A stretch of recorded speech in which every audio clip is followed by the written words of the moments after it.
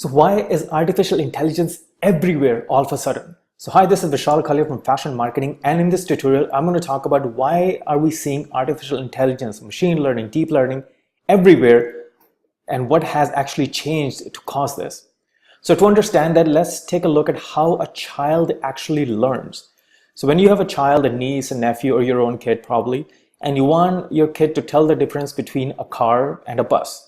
So what do? You show them multiple images of a car, like let's say you're driving on the freeway and you're like, hey, that's a car, that's a car. And then you see a bunch of buses and you tell them, hey, that's an image of a bus, or this is actually a bus looks like.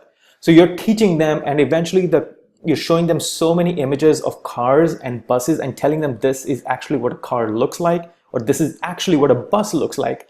And eventually the kid learns to tell the difference between a car and a bus. And now when you show them an image of a car or a bus that they have not seen before, and you ask them, hey, which one is the bus? And if they're able to guess it right, that this is a bus and this is not a bus, you know that that your child has actually learned. And now in the future, if you show them an image of a bus or a car that they have not seen, they will be able to tell the difference. So this is basically how machine learning or deep learning is used to teach computers, so they can recognize any object and they can tell one object from another. So in order for artificial intelligence to function, it basically needs three components, right? So number one is high performance GPUs, which can calculate fast enough. Number two is sophisticated algorithms, so you can create a sophisticated model that tells what is the definition of a bus and how do you define a bus, or how do you define a pair of shoes, or things like that. And third is lots of label data, so which also has like two subcategories, which means having a lots of data and then having a lots of label data. So in the past, few years, we always had, we had high performance GPUs through Nvidia. We always can create sophisticated algorithms because the programming language has not changed that much. But what we did not have was a lot of big data and a lot of label data. So what is label data? So if you think about, 90% of the world's data has been created in the last 2 years, and 2.3 quintillion bytes of data is created every single day. So what is label data? So labeling data basically means is the way you were teaching your kid, right? So you were telling, hey, this is a car, this is a bus. So in the same way, think about having thousands and thousands and millions of images, and each image actually being labeled that this is a car, this is a person, this is a sign, this is a signal. And the same thing done for clothing, that this is actually a mustard solid full wool coat. These are sneakers and they are solid, they have laces, they are pink in color. Or this is a sweatshirt which has yellow in color, has round, is full, and is a solid color. So a lot of this data has been available, which turned out to be big data. And then big data, that data has been labeled either by a lot of companies or a lot by people. And the biggest example is Facebook. So remember back in the days when Facebook came out and it was asking you to tag your friends, it could not tell which was the person's face. So it will just point it to a regular person and will ask you to click on the person's face. And then you typed in the name of the person, that this is Carrie, this is Kate. Fast forward a couple years, and then Facebook was able to tell that this is actually a face, but it still could not tell whose face it is.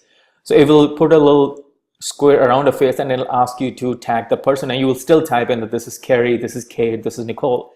And now Facebook has had enough people on the Facebook platform tag Carrie's image so many different times from so many different angles, that now Facebook is actually able to figure out that this is actually Carrie, and this is Kate, and this is Nicole, and this is Jessica.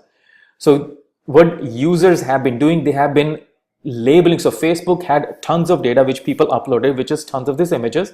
And then step two, people were labeling the data for Facebook. So now Facebook's AI actually learned that how to define Carrie's face versus Kate's face versus Nicole's face.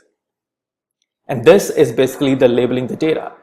So as we talked about before, we had high performance GPUs, we had sophisticated algorithms, we didn't have lots of label data, but within the last 3 to 5 years, either users have been labeling all this data for different companies without realizing, or there were different companies like, Mechanical Turk, Crowdflower, Figure Eight, and a bunch of other ones who have been labeling data, and that data is now being fed into all these AI apps, which are using those to define and create models and use that. So what it does is you feed a label data, which could be people's faces, could be images of automobiles, could be images of clothing, and you feed all that label data into a neural network. And the neural network, which is different layers, let's say a couple hundred layers, even more, depending on how complicated the neural network is.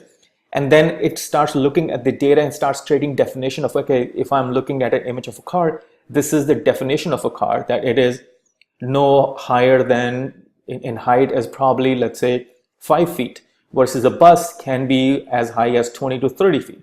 So it creates a definition based on the label data that has been fed. And now it knows that this is a car versus a sneakers versus a pair of shoes, And as this creates those definitions, and because of the availability of this label data, AI and deep learning algorithms have been able to create those definitions. And now when you feed them a new piece of information or new image that they have not seen before, they go and look at all the models that they've created, that how did they define a car versus how did they define a sneaker? How did they define a pair of jacket? And based on the definition, they look at the new image that they've never seen, and they can tell you this is actually a car versus this is a jacket, this is a pair of shoes.